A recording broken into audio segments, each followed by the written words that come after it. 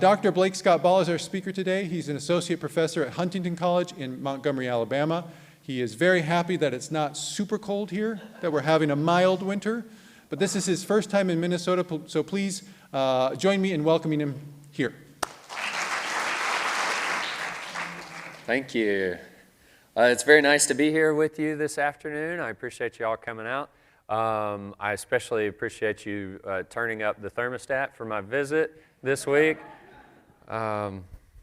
We don't, when we first talked about doing this event back in the fall, they asked if I would be willing to travel to Minnesota, and I said, of course, I'd love to travel to Minnesota.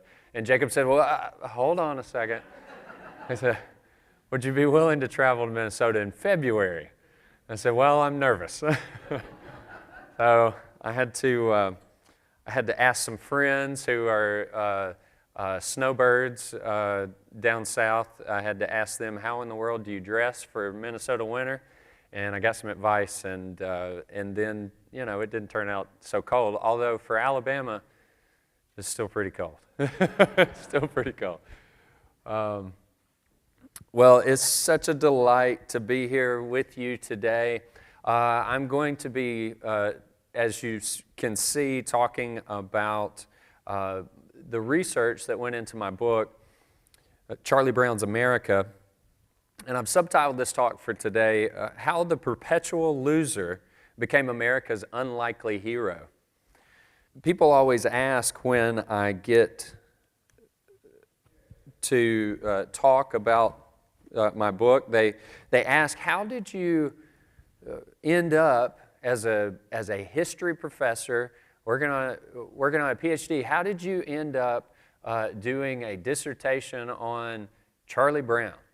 And the more I've thought about it, it really goes back to my childhood. It really does.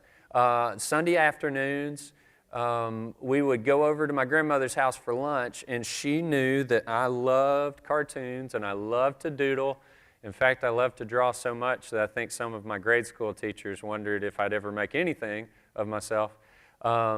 And she would save the funny pages for me. And the Sunday funny pages were the absolute best because all the comic strips were bigger and they were in color. It was wonderful. So she would save those for me, and I would read them. And it had all your standard comic strips in there. And most of them were pretty straightforward. I could understand them. Things like Garfield was very popular at the time by Jim Davis. And, you know, Garfield always made sense to me. Fat cat, likes lasagna, doesn't like Mondays, loves playing tricks on the dog. That made sense. I got that joke every time. And then there was Peanuts. Peanuts was front page, above the fold, right there in prime real estate. And sometimes Peanuts had that knee-slapping effect to me. But sometimes I would read Peanuts and it would end without a joke. It would end in sometimes a very melancholy tone. And I found myself more times than not with Peanuts going to my grandmother, going to my parents with the copy of the newspaper and say, could you explain to me why this is funny? And they would have to explain, well, actually this one's not funny. This one's about nostalgia, or this one's about missing home, or this one's about how you feel about distant family in times apart and things like this. And I always thought as a little kid, well, that's a strange thing to put in the funny pages. Well, the older I got and the more I got into studying American history and particularly American culture, the more I reflected back on those comic strips from my childhood and how curious they seemed to me. And yet, at the same time, how irresistible they had been. I loved reading them, whether I understood it or not. And I wanted to answer a really simple question, which was why? Why did that one comic strip become so big, such an institution in American life? In late 1956, one of the leading magazines in the United States at the time, Saturday Evening Post, did a featured article on cartoonist Charles Schulz and his Peanuts comic strip, and they highlighted this particular series of strips. Charlie Brown, who you may know, loves to try and fly a kite, never succeeds. This time he has landed the kite straight in a tree.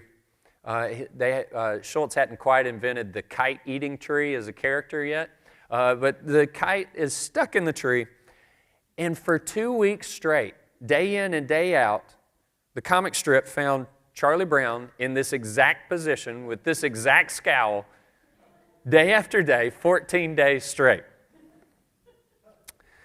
And the Saturday Evening Post wondered, how in the world does a comic strip where nothing particularly bold or eventful or adventurous happens, there's no explosions, there's no leaps, there's no bounds, it is just a disgruntled little boy stuck with his kite in the tree. How is this becoming the most read comic strip in America in 1956? And they found the answer to that somewhere in the conclusion of the series, where Shermy comes out to tell Charlie Brown, "You should come inside, you're going to get drenched." "Is that stupid kite getting wet too?" he asks. "Oh yeah, it's soaked." Which finally Charlie Brown gets some relief. He's happy. That miserable old kite is just as downtrodden as he is.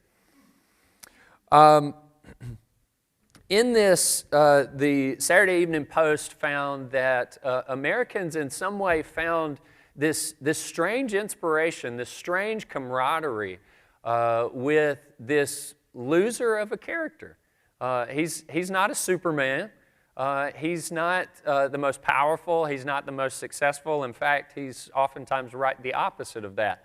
But he is sincere, and he is, in many ways, the Saturday Evening Post said, he's a lot like us, facing the everyday challenges and frustrations of life and persisting through them, even when it's not so much fun.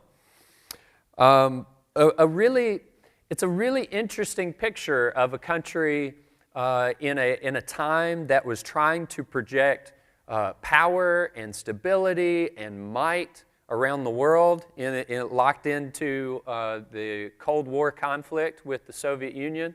It's a really interesting image for the public to choose as a sort of national mascot, this poor, pitiful, loser boy. But there was something about him that struck straight to the heart of the audience.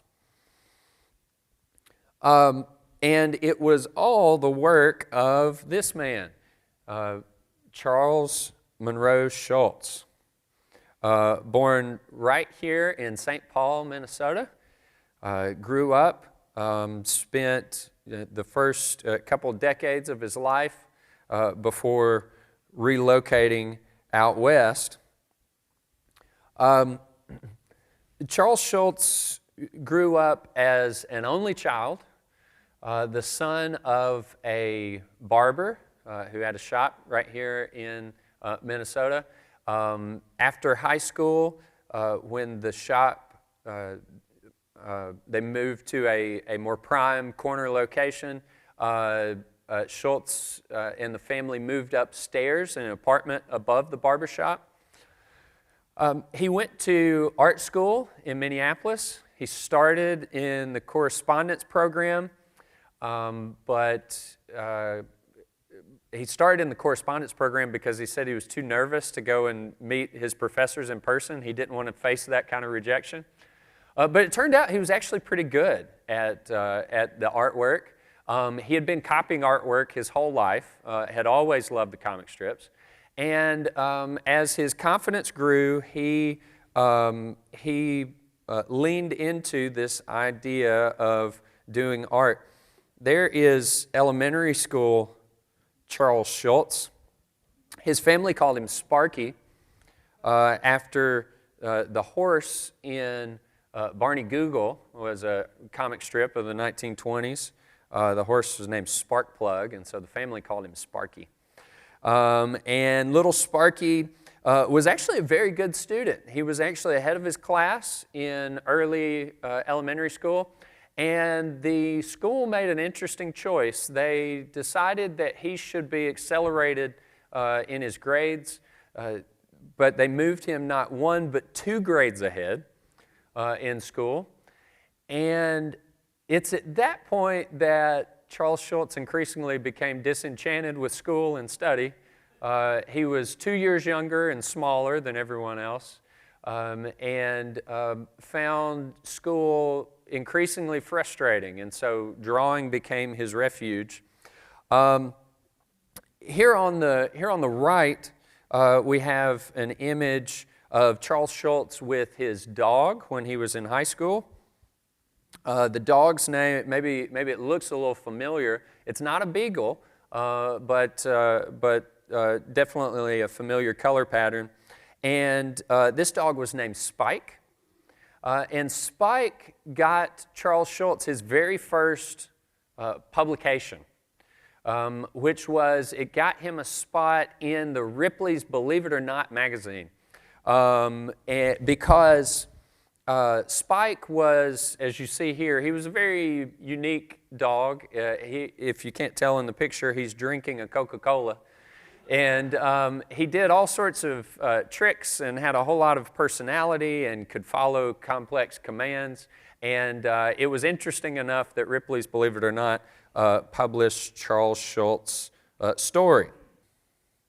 Now, one of the most consequential events of Charles Schulz's early life came in 1942, when Schulz, who had recently finished high school and was busy going to the correspondence school in Minneapolis to learn commercial art, he got a draft notice. And so he was required to first report over by the river to Fort Snelling. It was incredible driving past that yesterday and seeing that, because he had some very vivid memories of Fort Snelling and also of Fort Campbell down in Kentucky, where he would be moved thereafter. Charles Schulz never imagined himself a soldier. And when he got his draft notice, he was quite terrified.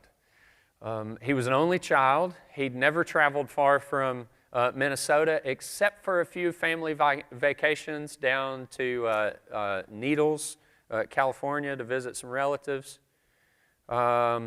He also has the terrible experience in his first months in the service that his mother, who he could tell was not doing well, her health had been worsening, but his parents wouldn't tell him what it was. As it turns out, she was battling stage 4 cervical cancer. And one of the last trip he got to make home on a weekend leave here at Snelling, his mother was unable to get out of the bed. And so he spent most of that visit sitting on the end of her bed, talking with her as she listened quietly. As he went to leave, his mother stopped him, and she said, "Well, I guess we better say farewell." And to which Sparky replied, "Mom, don't be silly. I'll be back on another visit, and I'll see you real soon." That was the last time he ever saw his mother. Later that week, his dad met him at the mess hall to inform him that his mother had passed away. And so now Charles Schulz was off to Fort Campbell, and then very soon after off to Germany, eastern France, and eventually Germany, where he would spend 3 years. He said, "Those were the loneliest 3 years of my life. His mother, who he was very close to, was gone, and now his father, the only other person in his daily life, was now thousands of miles away. But as it turns out, this was an incredible period in Charles Schulz's life, because even though he was scared and lonely, he grew in his confidence, and he continued his art. He kept a journal all throughout the war and sketched a whole lot of everyday scenes that he saw around the camp. This was also a significant moment for him, because his division would come into contact with the very worst of Adolf Hitler's Nazi regime. They were part of the security forces that helped with the liberation of Dachau. And so Charles Schulz saw firsthand just how dark humanity could be. Now, the interesting thing for Schulz is that his response to that, his reaction to that, and if you haven't had a chance to see the exhibit upstairs, a wonderful exhibit. I had such a great time going through that over lunch today. There's a great quote up there where he talks about, humor doesn't come from happy times. Humor doesn't come from happy times. Humor comes from seeing the difficulty and the challenges in life and seeing the funny parts of it, seeing the, not to minimize, but as a way to process, as a way to bring light into darkness. And so that was really what Charles Schulz turned to as he came back home, to a home that was very different without his mother. In fact, his father remarried while he was away at war, so he moves back into an apartment with a woman that is now his stepmother that he didn't know. He goes to work first for a local Catholic publisher who used the exploding new medium of comic book art to teach Bible stories to children, to teach stories about the saints and the history of the church, but also to comment on the contemporary world, including this very famous Cold War comic book, Is This Tomorrow? America Under Communism. Now, Charles Schulz's job at the publisher was largely to letter the comic strips and comic books that he read, or that other artists produced. And in fact, one of the things he was most proud of in his career was how good his lettering was. He doesn't get enough credit. Anytime you see a peanut strip and those beautifully written words, that's from Schulz's hand. He hand wrote those. But typically he would letter these comic books. For some reason or another, probably related to a deadline, some of the art was unfinished in this comic book as they were trying to get it to press. And so as far as I and a few other comic scholars can tell, the last 2 pages of the comic book on the left are the first published artwork of Charles Schulz. It's done in the style of the comic artist, but it appears to be Schulz's own work. Now, what we have on the right is something that Schulz, or Sparky, as he names himself here, was very proud of, which is his first published comic strip. Little Folks appeared in 1948 and 1949 right here in the St. Paul Pioneer Press. It appeared every Sunday. It usually had 4 panels, so it was a large format. And in this comic strip, we see Schulz experimenting with telling stories through the worldview of children looking out onto the adult world. So we see here a boy reading the telephone book. He said, his friend says, "I once tried reading that myself, but there were so many characters, I never got past the first chapter." displaying even at this relatively young age that Charles Schulz's sense of humor was kind of always there. We also find in Little Folks some early renditions of very important later characters. Does that little puppy look familiar there? We also get Charlie Brown named for the very first time in this comic strip, although it's not Charlie Brown as we would later recognize, and in fact, it doesn't seem that he had particularly landed on which character was Charlie Brown. One time he's a dark-headed boy, another time he's a light-haired boy. But he was experimenting, and all the while he was also sending off cartoons for national publication. That was really his goal. This was a cartoon that was published, one of 12 that he got published in the Saturday Evening Post, which was, again, one of the leading magazines of the time. The caption on this one, which is a bit cut off, I apologize. The caption on this one reads to the effect, he's telling the gentleman, "This is the most important position on the team. If I don't stand here, the ball goes into the sewer."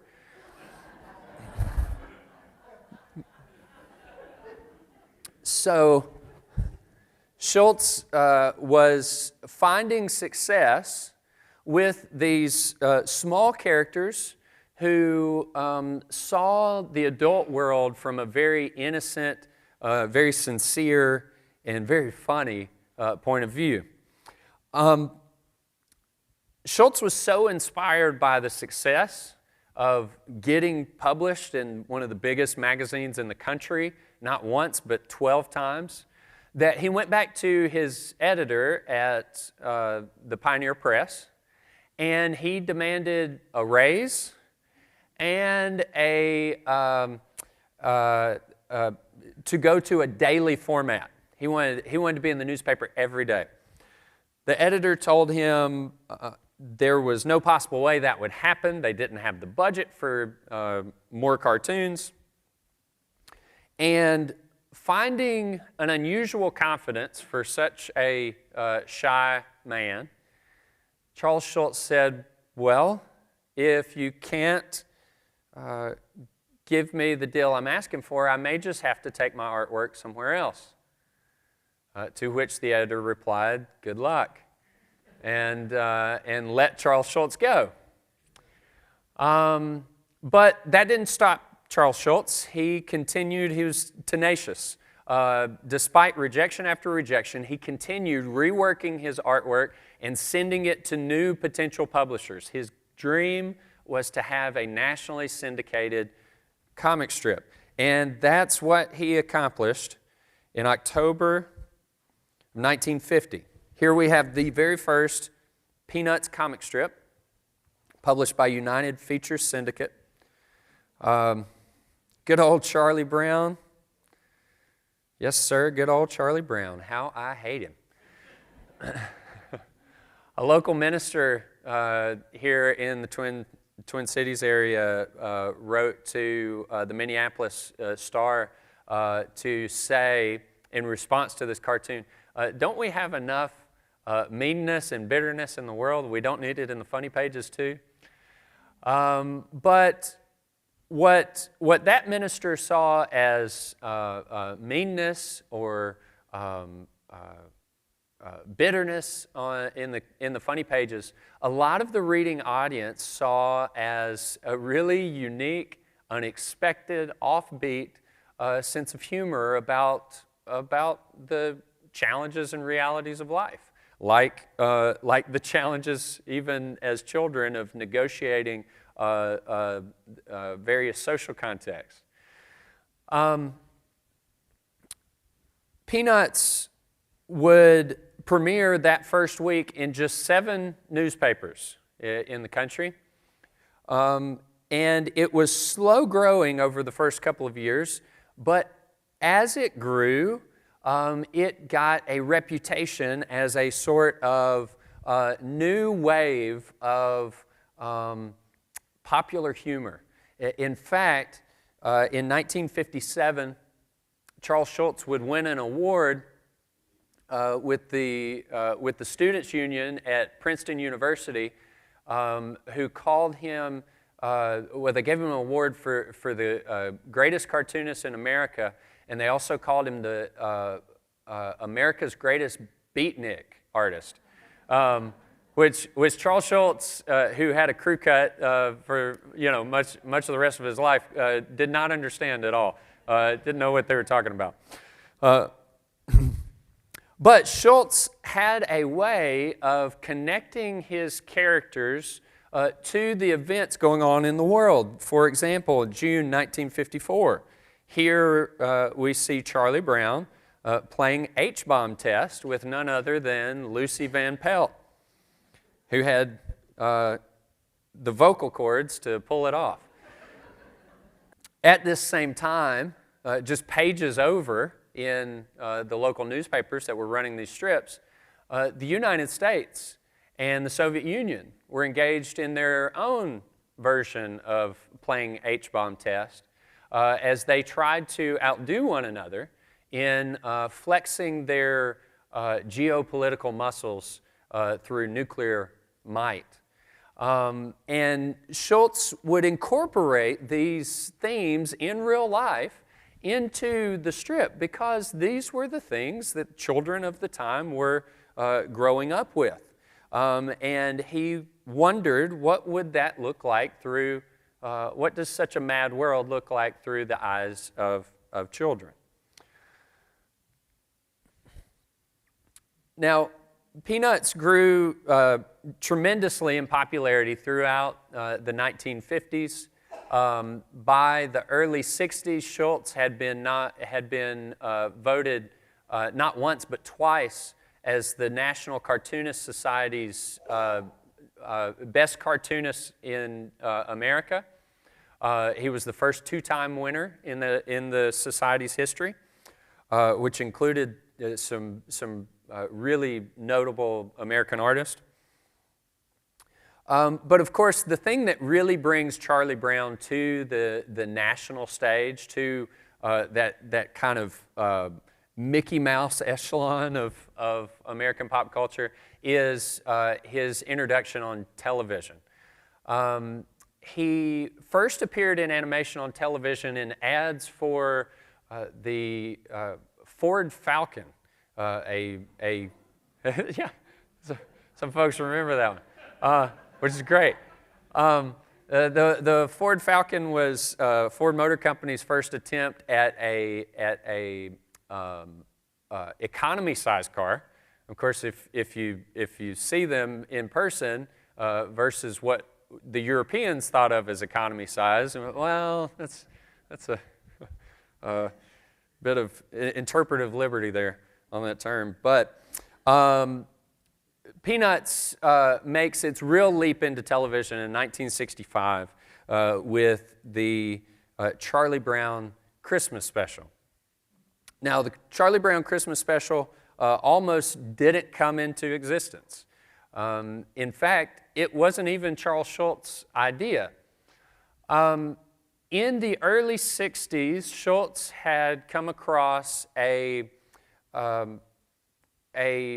San Francisco Bay Area television producer by the name of Lee Mendelson. And Lee Mendelson was a young man trying to break through into television. He had done a documentary about Willie Mays, who was playing for the Giants at that point. He also, after meeting Charles Schulz at a Giants game, Charles Schulz loved to go down to the baseball games. He did a documentary, a 30-minute episode on Charles Schulz and the life of a cartoonist. And for the better part of about 3 years, Lee Mendelson could not find a buyer for the Charles Schulz documentary. He just wasn't popular enough, not enough interested people in the early 60s. But on one occasion, when Mendelson was trying to sell this documentary to an advertising executive. The exec sort of offhandedly remarked, well, we don't have any need for a program about a cartoonist, but if you have anything that would be good for Christmas, Coca-Cola is looking for a Christmas program to sponsor. They want it to be family friendly. And Mendelsohn said, I've got the perfect thing for you. It's called Charlie Brown Christmas. The executive liked the short spiel, pitched it to Coca-Cola, who got back same day, said, yeah, let's move ahead. We want to see a script. The executive asked Mendelsohn, how long would it take to get a script? And Mendelsohn said, well, we'll have it to you on Monday. Mendelsohn hangs up the phone, calls Charles Schulz, and says, congratulations, we just sold Charlie Brown Christmas. To which Schulz replied, what is Charlie Brown's Christmas? Mendelsohn said, it's the script we're about to write this weekend because it's due Monday. In the writing of Charlie Brown Christmas, it is a really rapid job. In fact, I've seen the script, the original script they worked on. My students at the university are always surprised to find out that copy and paste command on Microsoft Word, that actually comes from a time when people had to cut and paste paper. That's what the script of Charlie Brown Christmas looks like as they went through and cut out sections and lines and pasted it all together to try and make sense of this program. Now, there are two really key themes in Charlie Brown Christmas. First is the message aimed at a really broad audience that Christmas is not about what we can buy, what we can give, who has the flashiest gifts, and all of these sorts of things. Who has the aluminum multicolored Christmas trees to show off, and all of these sorts of things.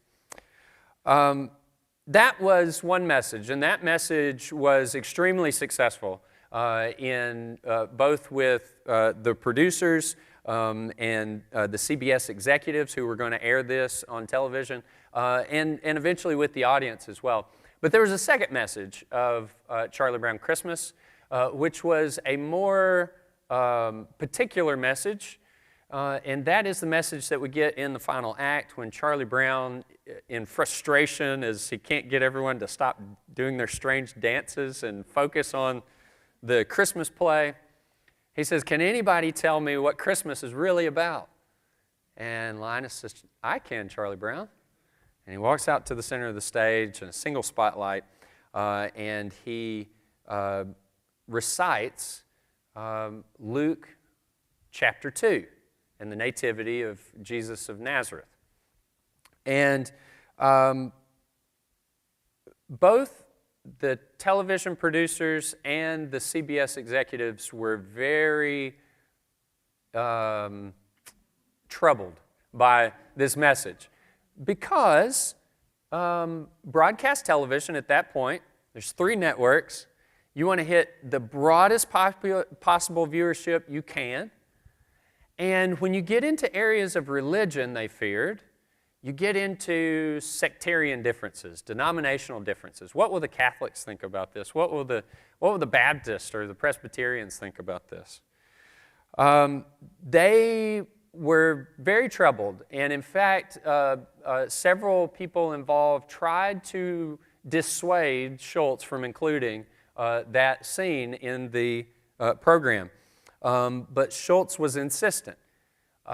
He said, if we don't do this, who will? It was very important to him, and so the program went ahead. Now, CBS, who had already begun running ads for this by the time that they got a screening of it, was not thrilled And so they anticipated that it would show once in early December of '65, and then it would disappear off into the halls of television history. Of course, we know that it's still with us all these years later. Over the next few weeks, audiences all across the country wrote to CBS, they wrote to Coca-Cola, they wrote to Charles Schulz, and said, I never thought I would see a program like this on network television in my life. People were moved. Some of them wrote about being moved to tears, at how sweet the program was, that it was something that they could watch with their whole family, and that they hoped there would be more programming like this to come. Well, CBS got the message, and they signed Schulz up to a very long contract to do many, many more programs. Peanuts' popularity exploded after the Christmas special. Here we see the astronauts of Apollo 10, which was the dress rehearsal mission for Neil Armstrong and Buzz Aldrin's moon landing. The astronauts pictured here are on their way to the launch pad, and the astronauts had the opportunity to select the code names for their mission vessels, and so they selected for their command module, which would orbit the moon, the title Charlie Brown, and for the lunar module, which would creep just above the surface of the moon, finding the perfect location for Neil Armstrong's first steps, they named it Snoopy. And when the astronauts in lunar orbit gave a globally televised interview with President Richard Nixon, Snoopy in a space helmet was floating through the background all the while. Snoopy in the comic strip liked to brag he was the first beagle on the moon. Snoopy also became a powerful image in politics in America.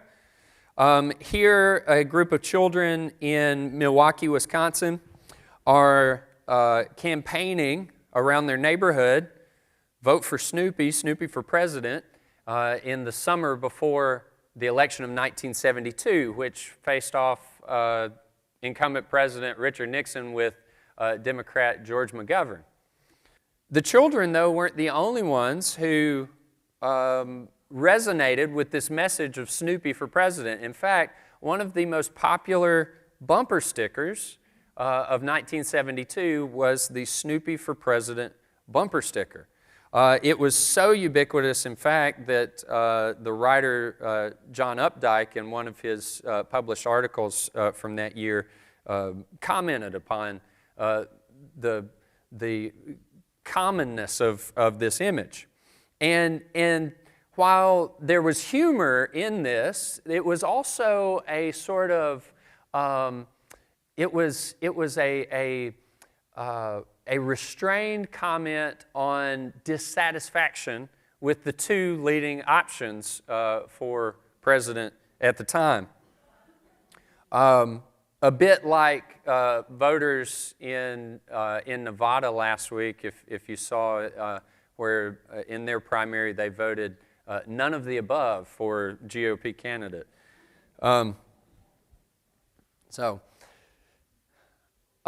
Snoopy also made his way around the world in the late 60s, particularly to South Vietnam, because the conflict that had so embroiled the attention and concern of the American people was reaching its apex.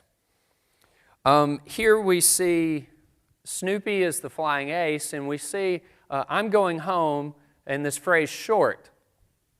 For those soldiers who were drafted into the war, just as Charles Schulz had been drafted into World War II, as they reached closer and closer to the day that they would return home, once they reached the last few months and last few weeks of their tour, they became known among the soldiers as short-timers.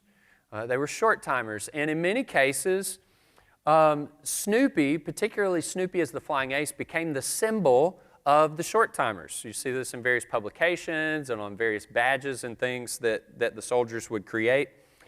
And that symbol of this tough-fighting, stubborn dog fighter, Snoopy, that symbol indicated to other soldiers, hey, this is a guy we need to watch out for. This is a guy we need to protect because he's about to go home. It's almost time to go home for him. Peanuts was a way for the young soldiers in Vietnam, far from home, in very unusual and very stressful circumstances, a way for them to bring home with them. Here we see the soldiers named one of the landing zones, one of the landing sites for incoming helicopter, Charlie Brown, LZ Charlie Brown. And there were others named after Peanuts characters as well across the South Vietnam map. We even see editorial cartoonists picking up on the imagery of the World War I Flying Ace.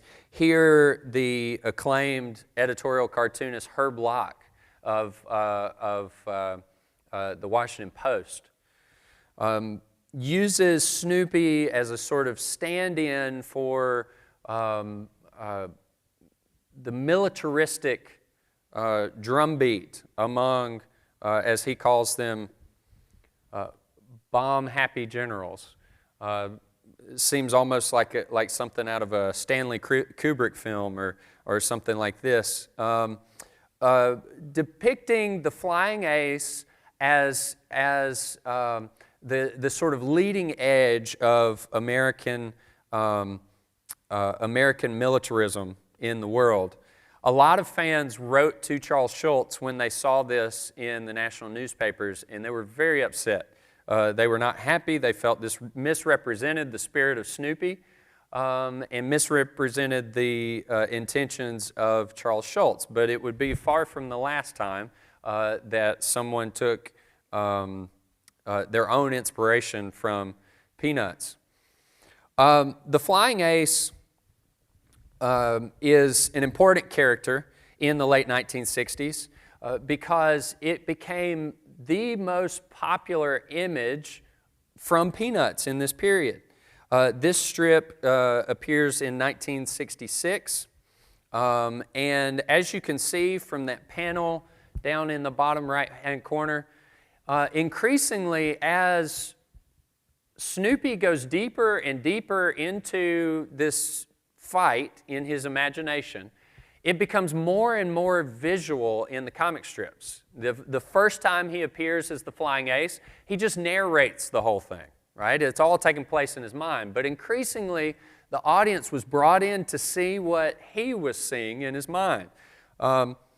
Things would get more and more graphic as Snoopy found himself crashed behind enemy lines, in the trenches, stepping over barbed wire and avoiding mortar explosions and other things. It became a very visceral experience.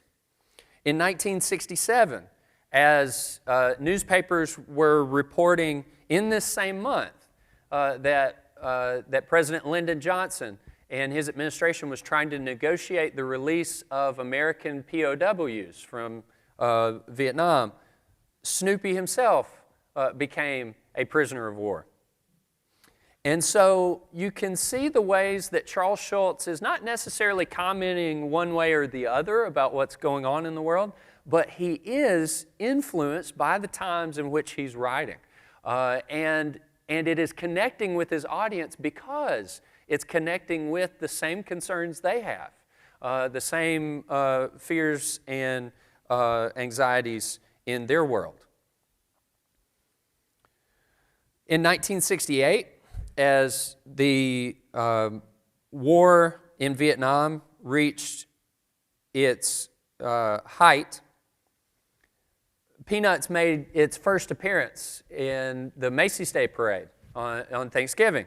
And the first Peanuts float in Macy's history was Snoopy as the World War I flying ace. This image was everywhere in 1968. And in fact, audiences came to connect Snoopy's fight with the Red Baron and the conflicts going on in Vietnam so intently that when Schulz made his next holiday special in 1968, the middle third of the program is a wordless aerial combat between the flying ace and an unseen off-screen Red Baron with all sorts of technicolor colors flashing, almost a bit psychedelic, and bullets zipping by, as the flying ace really steals the scene of that of the middle third of that program and becomes a central image. Well, this image of Snoopy in warfare became so entangled that by 1969, Schulz has to abandon the whole thing. Here we see, it's very interesting, and I talk about this in the book, when you follow through this storyline, Snoopy began with this catchphrase, curse you, Red Baron, right? And it would always end with that line.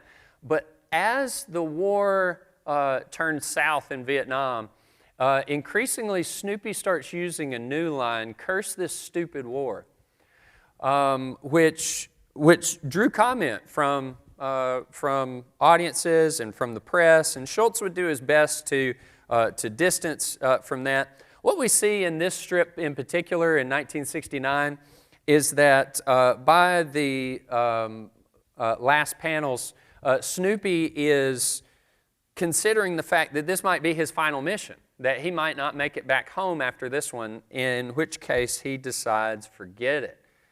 And Snoopy, the flying ace, became a deserter. He walks out, and he would not appear again as the flying ace until the war in Vietnam was over. Now, the press asked Charles Schulz at one point about this. Why did you stop doing the flying ace? Everybody loves the flying ace. And Schulz said, I'd come to see that the conflict in Vietnam had become such a brutal and terrible war that it was just not the sort of thing that we could make light of. It was not the sort of thing that I wanted my characters involved in, and so I knew we needed to step away. To some degree, it seems that in Charles Schulz's mind, Snoopy's war was America's war in the Vietnam conflict. Well, we see Peanuts interacting with its world and its time in other ways. For example, July 1968, and for those of you that are interested, there's that great program coming up in a few weeks on all about Franklin, and it's got some great folks on that panel. You should check it out. I love this. This is the very first appearance of Franklin. Franklin was a major deal because not only was Franklin the first black character in Peanuts, Franklin in 1968 was the only black character in national comic strips. Now, this had happened for a very curious reason. Obviously, there had been black characters in American cartoons and comic strips going back to the earliest animations. However, those had tended to be quite stereotypical, often in derogatory ways with kind of offensive dialects and things like this. And so after the tremendous success of the civil rights movement in the mid-60s, many of the pop culture producers had gotten rid of those old stereotypical characters. But they were in this very reluctant stage where they were afraid to take the next step. They didn't know what a positive portrayal of a black character looked like. You had Sidney Poitier in movies, and you had a then not disgraced Bill Cosby on television on the program I Spy. But other than that, there weren't a lot of positive black images in American mainstream culture. And so when Franklin appears in the summer of 1968, this is a bold step forward for American pop culture in saying, here is what it looks like to treat African American people as equal, as non-controversial, as part of our society, part of our life, part of our neighborhood. I love it because Schulz chooses to place the two boys on the beach. They're in nothing but swim trunks. They don't say a word about race or ethnicity or skin color, and yet the audience can't miss it. It's clear as day that one child is black and one child is white, and they don't care the first bit about it. They are simply friends. At the end of this, Charlie Brown, the two play together for a few days, and at the end of this, when the two part, Charlie Brown invites Franklin to come stay at his house, come visit his house, which eventually Franklin does move to the neighborhood. Well, Franklin, like the Christmas special, very nearly didn't happen. Had it not been for the persistence of this woman, pictured here, Harriet Glickman. Harriet Glickman was a Southern California former elementary school teacher who had quit her job to stay at home with her small children. And while she was at home with her children, she's Jewish American. She's very active. When she's passed away just a few years ago, when I talked to her, she said the thing that inspired. She was involved in her lifetime all kinds of activism for just everyday kind of things. And I asked her what inspired her. She said my parents were Midwestern socialists. And, so they were in the labor movement my whole life, and so that's what we did. We believed we should get involved. Well, staying home, she began to see the kinds of things that were on television when children were awake and playing, and she was quite disappointed. Felt it was particularly violent and not suitable for small children. And so she took upon herself to begin contacting media producers of all sorts, from television to movies, but also to the newspaper cartoonist. And one of the cartoonists she wrote to was Charles Schulz. When she wrote to Charles Schulz, she asked in particular, have you ever considered introducing a black character? I believe that would be really important for American audiences to see a black child as an equal and a friend with Charlie Brown. Schulz responded to the letter and said that yes, he had considered introducing a black character, and that he had had a number of conversations about it with some of his colleagues, but that he found himself reluctant to do it because he feared that, being a white man from the Midwest, it would be hard for him to accurately represent the voice of a black child in America. And so he felt that it might be too patronizing for him to do that, and so he politely declined.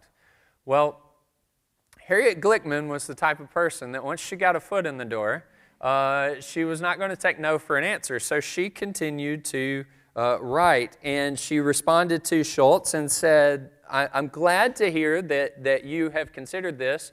And she said, I think that you would be surprised how this might come across and how significant this might be to black families. She said, if you don't mind, I have some friends in my neighborhood, black parents, who I think would be willing to write you letters to talk about what it would mean for their families if you would read those letters. And Schulz replied and said, yes, I would love that. Please pass along the letters. Well, in the meantime, April 1968 happens, the month in which Dr. Martin Luther King was assassinated in Memphis. Harriet Glickman gets 2 letters back to Schulz, and she opens her letter and she said, I'm sure by the time you receive this letter, you will have seen the horrifying news of what has happened to Dr. King. And she says, I think it's more important than ever that you do this, and my friends share that sentiment. Well, Schulz had definitely seen the news, and it had inspired him to think that if ever there was a moment to use his platform to make a statement, it was now. And so in July 1968, we get the first appearance of Franklin. Now, that first appearance was universally celebrated across the country. It wasn't until November 1969 when Franklin appeared in the classroom that Franklin became really controversial, especially among newspaper editors in the South.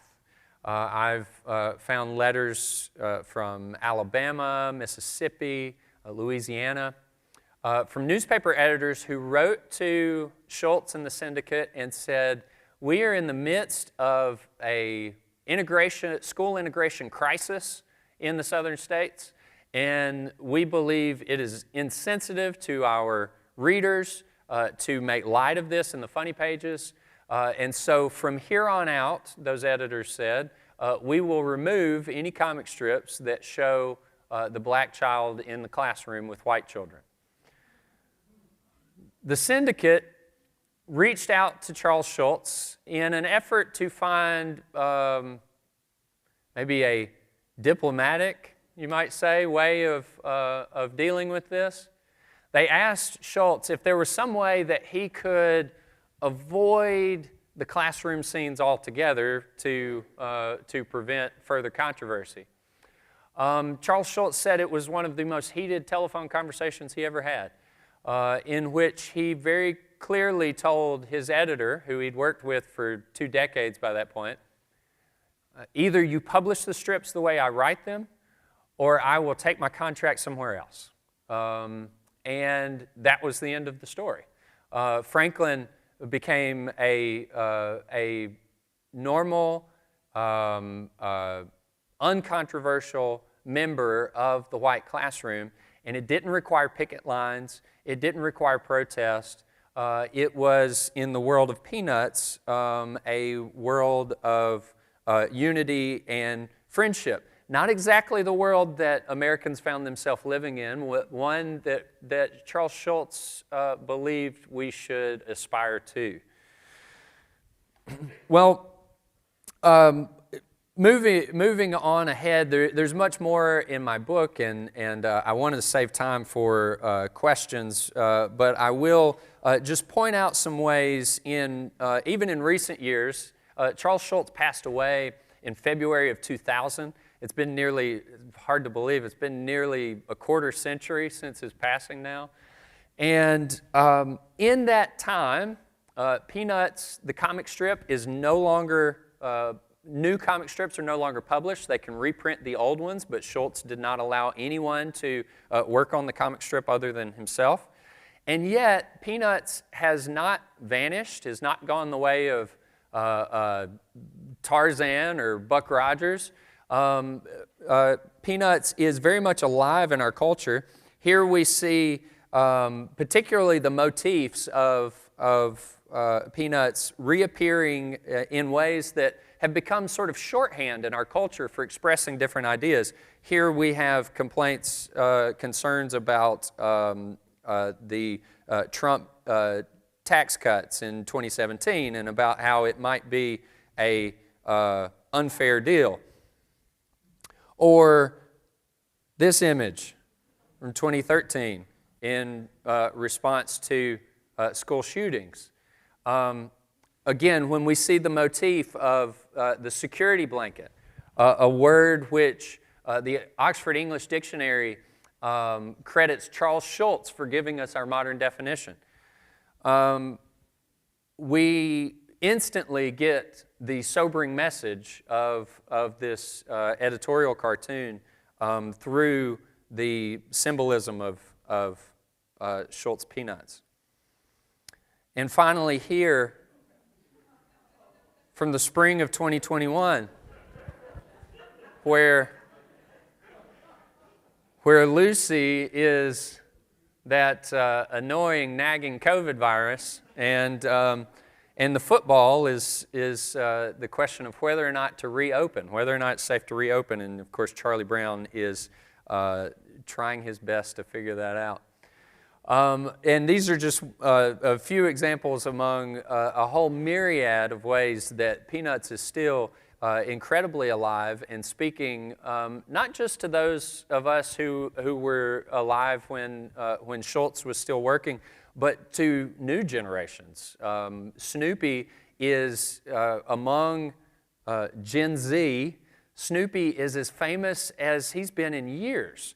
Especially online and other things. So Peanuts has shown this incredible staying power far beyond its years. With that, I will bring it to a conclusion. Thank you so much for your time, and I believe now we will turn to some questions. Thank you.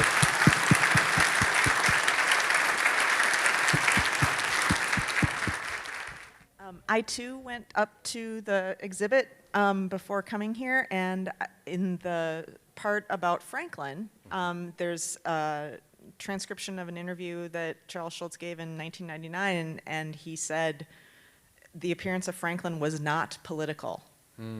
I'm curious your thoughts on that. Yeah, great point. You know, Charles Schulz tried throughout his life to step very lightly in the world of politics because he understood that both Democrats and Republicans read the newspaper. He also said that his first duty as a cartoonist was to help sell newspapers, not to repel an audience. This was why he was surprisingly critical of the success of another young cartoonist in the 70s named Gary Trudeau in the Doonesbury comic strip, which got really big during Watergate. Schulz looked at that and he was impressed with the skill of young Trudeau, but he felt that it was a really simplistic way of approaching politics. His definition, his kind of summary of it was point to whoever's in the White House and kick them, and we all laugh because it's the leader and they're fun to criticize. Schulz said, the politics I do is the politics of life, the politics of the human experience. And so while Charles Schulz was never in the comic strip, with one key exception, in the form of Title IX advocacy for women's sports in college, Peanuts was never really advocating for particular policies, but it was in conversation with the events and the political discourse of the time. And you see it particularly in the readers' letters back to Charles Schulz, when they talk about almost like a psychiatry booth, a Rorschach's test, what they see in the comic strip. And what they see in the comic strip is the world around them. Sometimes Schulz would reply to those, sometimes not, but I've included many of those in my research. That's a wonderful question. Yeah. Thank you for your work and for your visit. Thank In you. addition to driving past Fort Snelling, have you walked any of his local footsteps? That's a great question.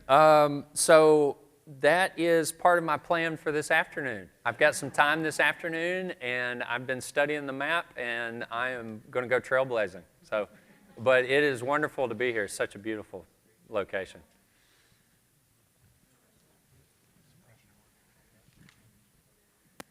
I think we would all have a great deal of fun speculating on why you connect Charlie Brown and Hero, but I'd like to hear your comments on that. Thank you. Good question. So yeah, so how the perpetual loser became the American hero. Well, I think that Charlie Brown, in the literary sense, if we think about heroes like Odysseus in Homer, they're on this journey, right? They're on this journey. It's a journey of becoming. They go away. They must face all these challenges, and then they become the remade hero because of overcoming their challenges, and they can restore things to order once they return home. Well, in a sense, Charlie Brown really is a modern version of a hero, which sees life in a bit more complex and nuanced tones, which is that the journey is never really over. The challenges never seem to quite give up coming. And the real hero is the one who persists and doesn't lose themselves along the way. And so I think the steadfastness of Charlie Brown makes him a sort of underappreciated modern hero. Is that fair enough? But his friends never see him that way. You're exactly right. You're exactly right. And that's why I think I resonate with him personally so much, because I have a whole auditorium of folks that'll come and listen to me talk. I can't get my wife to listen to one drop of it. I'm tired of it. I don't want to hear anymore. So the heroes are underappreciated. I'm kidding. Behind you. This is behind you. Oh, I'm sorry. This is probably too technical, and I just love what you've said. I'm so interested in social history anyway, and having this come alive is fabulous.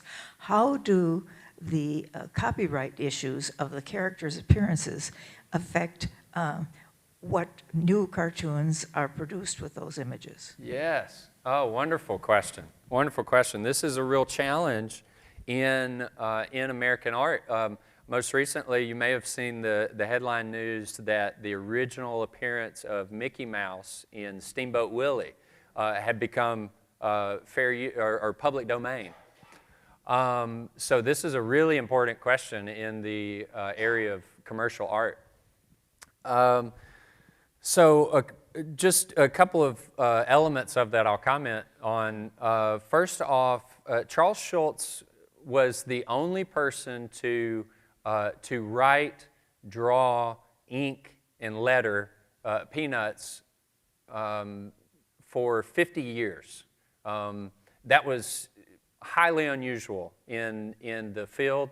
Most people, once they became successful, would hire a whole team of ghost artists and ghost writers, and they would learn how to draw in the style of the original artist, and they would just enjoy the proceed checks. Schulz once said, that's a whole lot like going to the golf course, teeing up the ball, and then letting someone else hit it for you.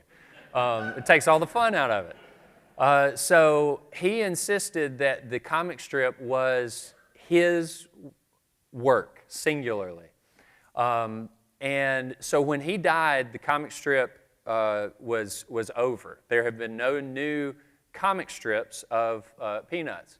But he did leave the opportunity for other properties to reimagine the characters. So most recently, in 2015, there was a major Hollywood animated film, the Peanuts movie, which really did a lovely job. In fact, Schulz's two sons helped work on writing the script for that, so the family was thoroughly involved. There's also a lot of new entertainment coming out through a major deal the family did with Apple, Apple TV services, and those have been wonderful. In the area of editorial cartooning and what is allowable and what's not allowable, through fair use, and because Peanuts is such an institution, particularly in the animation world, I can't tell you the number of comic artists that I have either interviewed or read interviews with who said, when you ask them the question, who inspired you to be an artist? And they all say Charles Schulz. Peanuts inspired me. He is such an institution that the family has been very open with allowing free use among the art community for those characters. There are some instances in the history of Peanuts where Charles Schulz did bring lawsuits. To my knowledge, all of those were typically settled outside of court without any sort of serious issue. It was mostly that he was trying to protect the integrity of his artwork, not that he was particularly wanting another dollar from another artist. That's a great question.